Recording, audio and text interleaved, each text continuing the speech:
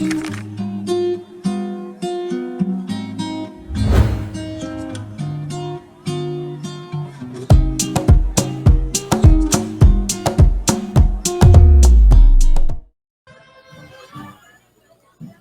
é teatro, né? Assim, Senão você dá conta. tem que interagir, né? É. 42ª edição da Feira do Livro de Uruguaiana, 2018. E passa por aqui muitos escritores, autores, livreiros, pessoal que está apoiando os livros, né? E também algumas pessoas ilustres, que a gente tem um carinho enorme, como, por exemplo, Jorge Claudemir, que é presidente da Academia Uruguaiense de Letras, né, Jorge? Isso. E é também poeta. Exato. Né? A gente volta ao trabalho da gente. Boa tarde, César, em primeiro lugar. A gente volta ao trabalho da gente mais especificamente para a poesia, né? Porque a minha raiz é a poesia. Esse texto eu também faço, mas não é o meu forte. Eu volto todo o meu trabalho em função da poesia. Quando vem uma inspiração, deixa eu perguntar uma coisa assim interessante, tu tá falando isso. Quando vem uma inspiração, depois a gente vai falar sobre academia também. Mas agora eu vou te explorar como escritor, como poeta, né? Quando vem uma inspiração, tu já começa a pensar na poesia direto, tipo assim, não te corre de fazer, não, isso dá uma prosa. Ou tu já começa a pensar aquilo como poesia? Não, eu já penso ela em verso já. Todo o tema, quando me vem, eu primeiro penso em verso.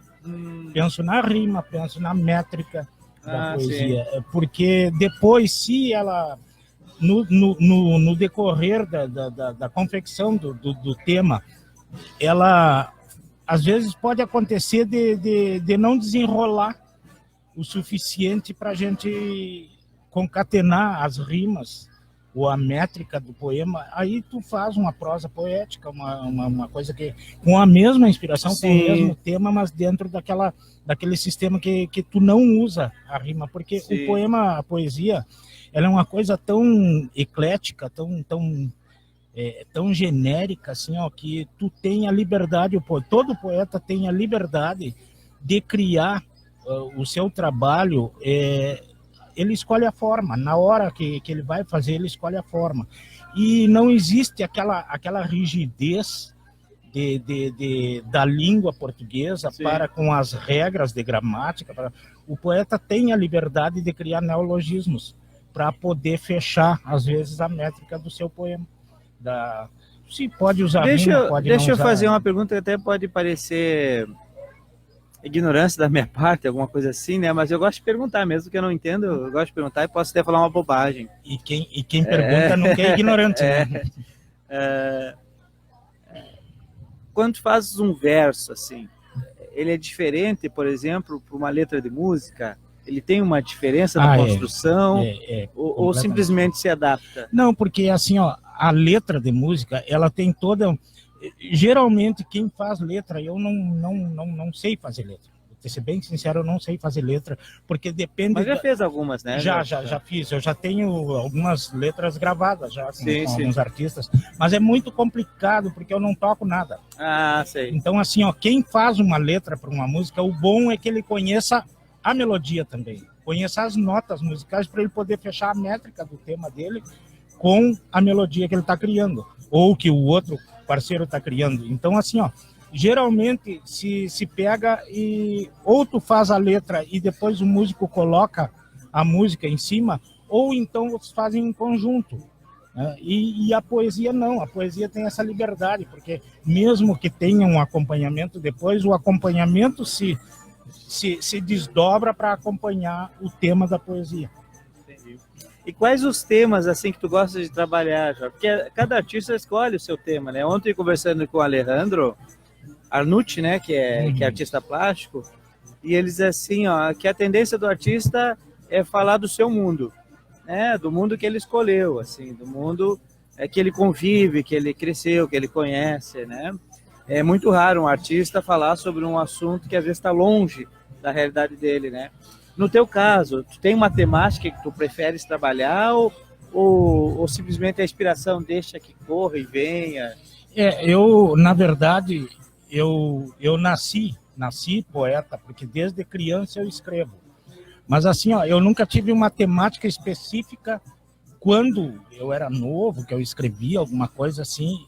Depois eu peguei a cultura gaúcha e comecei a escrever poemas voltados para a temática gaúcha, para a temática campeira, porque eu tenho muito conhecimento de campo. Eu não sou campeiro, nem andar a cavalo eu não ando.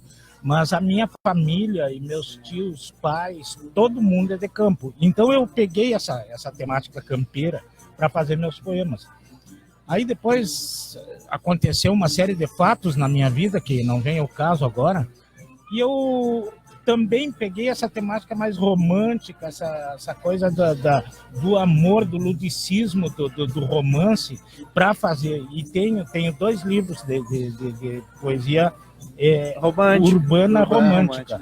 E estou com um livro pronto, tenho várias premiações pelo estado todo de poema gaúcho. Mas assim, ó, livro de poema gaúcho, eu estou com um pronto na Via Pampa, esperando uma oportunidade para editar. Legal. Aconteceu algo interessante. Eu sou novato na escrita literária, né? Eu fiz a oficina da Valéria faz poucos meses, né? E a oficina me permitiu escrever alguns contos, né? E um dos contos que eu escrevi, como escritor iniciante, a gente comete alguns erros, né? Uhum. E na empolgação eu escrevi a história, achei linda, maravilhosa, e dei para o Ricardo Job Peró ler para mim. Ricardo, lê com carinho, vê o que tu acha e tal. Aí o Ricardo leu e disse assim, olha, César, tá bom, um enredo, tá ótimo. Só que tem 2 erros históricos aqui, né? Que eu citei a questão do lenço vermelho, que naquela época ainda não se usava o lenço vermelho aqui no Rio Grande do Sul. E também citei uma outra expressão que também, naquela época que acontecia, o enredo do conto, também não era usual, né? E ele, como historiador, como conhece muito, pesquisa muito, isso, né? Ele trabalha ele me corrigiu e eu fiquei assim, até super feliz de não cometer o erro, né? E isso, às vezes, se dá pela falta da nossa pesquisa, da pesquisa do tema, né? Eu não sei se na poesia, nos teus temas, assim, aí que vem a pergunta, exige de ti fazer uma pesquisa para não cometer um erro, ou para se aprofundar mais no assunto? Ou tu simplesmente deixa que a inspiração venha? Muitas vezes a gente precisa, principalmente nessa temática gaúcha, tem coisas, às vezes, para ti não cometeres uma gafe enorme, que depois fica difícil de corrigir, porque depois de um trabalho estar publicado, estar editado, é bem mais difícil de corrigir, né? Então, se tu está fazendo dentro de um tema específico, porque a gente usa muito a poesia temática nesses festivais de barranca que se faz, que geralmente é letra de música, mas a gente faz poesia também nos festivais costeiros. E aquilo ali é uma oficina. Só que às vezes tu faz uma coisa de improviso, eles dão um tema na noite do sábado para te fazer e apresentar no domingo. Então, assim, ó, às vezes tu comete alguns deslizes, algumas coisas, mas o bom é tu sempre manter o teu conhecimento, o teu trabalho de pesquisa sempre em dia, né? Sempre buscando naquele tema que tu escreves, tu buscar sempre uma leitura boa, manter um banco de dados para te trabalhar. E alguma coisa que às vezes a gente precisa de buscar alguma coisa a respeito de história, a respeito de geografia, locais, coisas assim, a gente não se priva de fazer uma pesquisa. Porque se tu não buscar uma pesquisa e tu cometer um erro, às vezes, com teus leitores, é muito pior do que tu editar um trabalho assim com erro, né? Então, tu vai pesquisar tranquilamente. Até não tem porque nenhum... um livro, ele é um registro, né? Exato. Eu costumo dizer que livro fica para sempre. Um exemplo é a Bíblia, que tem aí 3.000 anos e até hoje as pessoas usam, né? Então, um livro é um produto muito importante. Exato. Né? E o livro é uma coisa que deixa muito mais gritante os erros do que a fala coloquial, né? A fala usual, que é a conversa usual que a gente usa no dia a dia. Às vezes um erro passa batido, mas na escrita não tem como passar batido. Agora, a vantagem do poeta é essa, que ele pode criar, né? O que se diz na regra, na gramática da língua portuguesa?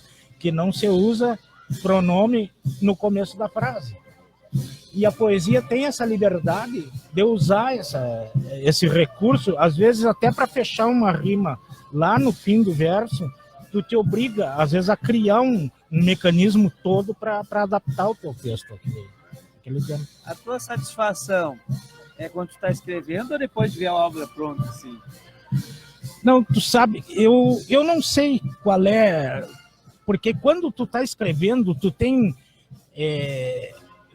toda aquela emoção que parece que tu incorpora alguma coisa em ti que não é teu, que vem, é a inspiração da poesia essa. Porque às vezes acontece a gente acordar no meio da noite com uma estrofe de um verso na cabeça. Aí tu tem que levantar e escrever, porque senão no outro dia tu não lembra de nada. Agora, também, depois tu apreciar um trabalho pronto e ver que ficou um trabalho muito bom, é uma enorme satisfação. É que nem o teu texto, tu escreve teu texto, aí tu pede para alguém revisar. Quando o cara diz assim, ó, não, teu texto está muito bom, né? Para ti é uma satisfação. Porque o que é? É o trabalho da gente sendo reconhecido naquele momento. Claro. Então isso é que te dá satisfação. Então não tem como tu dizer assim, ó, se tu te sente mais satisfeito fazendo o texto ou apreciando ele depois. Eu acho que as emoções são idênticas, né? Uhum. Um saudoso amigo meu, até faleceu agora há pouco, ele era poeta, escritor, Dorinaldo Tavares. Ele escrevia muito poesia e música, e ele também tem até inclusive ele me passou alguns romances que ele escreveu, 3 ou 4 romances que ele gostaria de ter publicado, mas não deu tempo. Mas ele já tem 2 livros publicados, e ele mesmo comentava comigo assim, César, eu escrevo e depois eu vou ler e olho assim, mas será que eu fui capaz de escrever isso?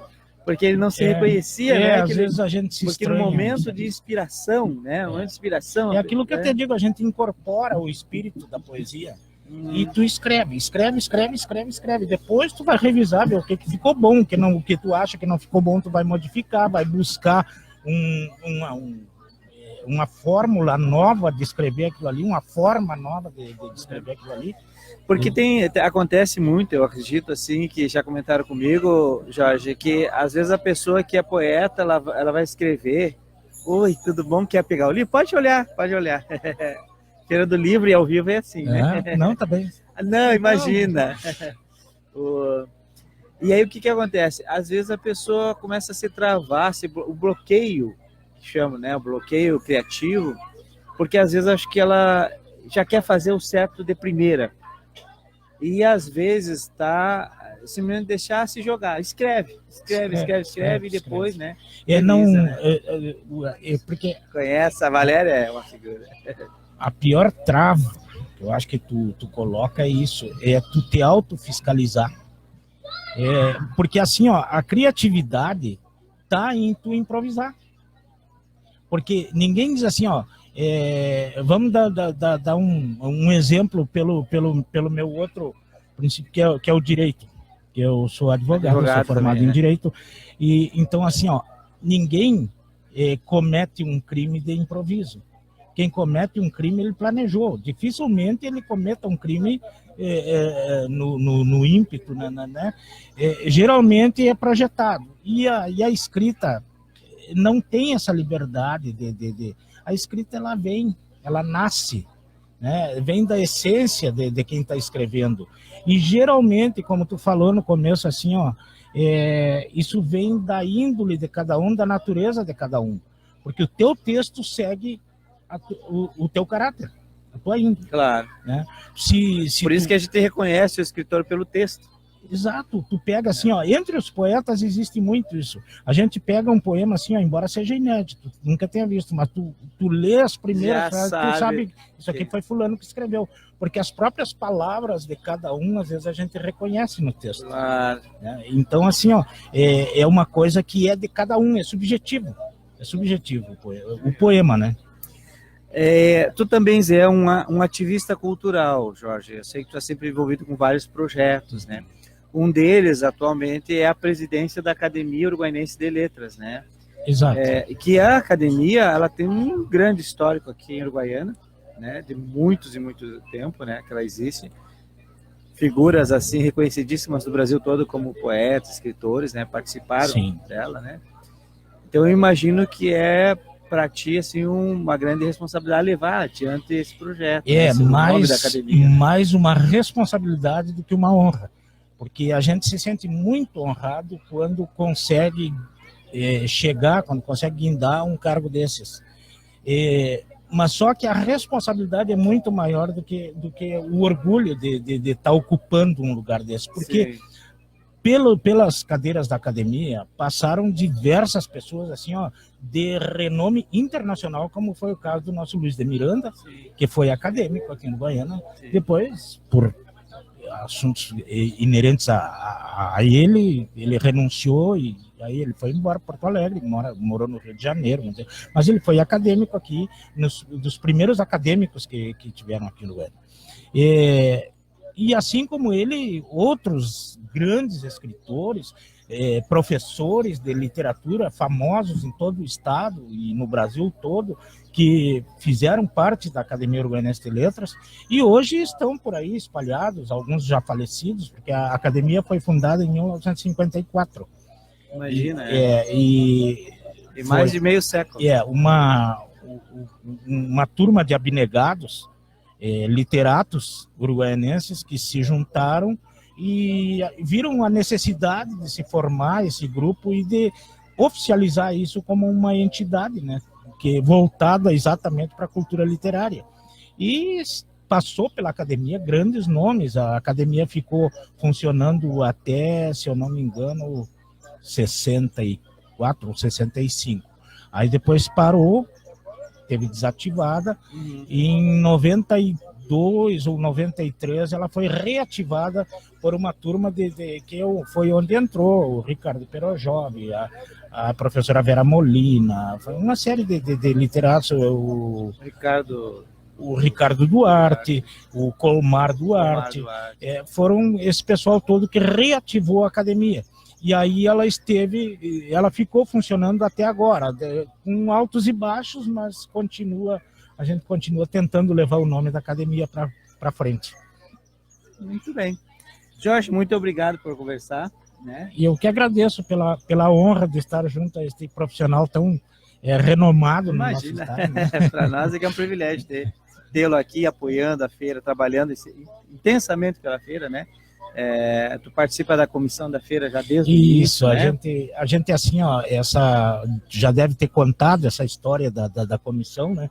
Porque a comissão foi uma coisa de apuro de última hora, que no ano passado, quando se projetou a Feira do Livro, a prefeitura chamou o secretário, o diretor de cultura, né? E colocou para ele que se não tivesse essa turma de abnegados que fizesse a feira não sairia.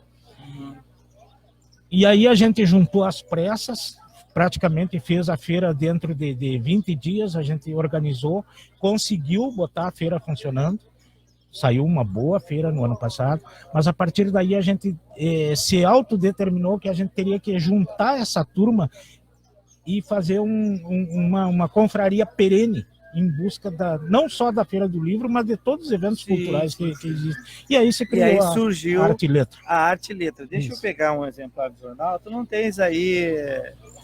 Deixa eu mostrar aqui para o pessoal que a Arte e Letra, essa associação Arte e Letra, é uma das realizadoras da feira, né? Como tu disseste bem, e um dos resultados da associação é a publicação desse jornal aqui, ó, que está sendo distribuído gratuitamente aqui na feira, né?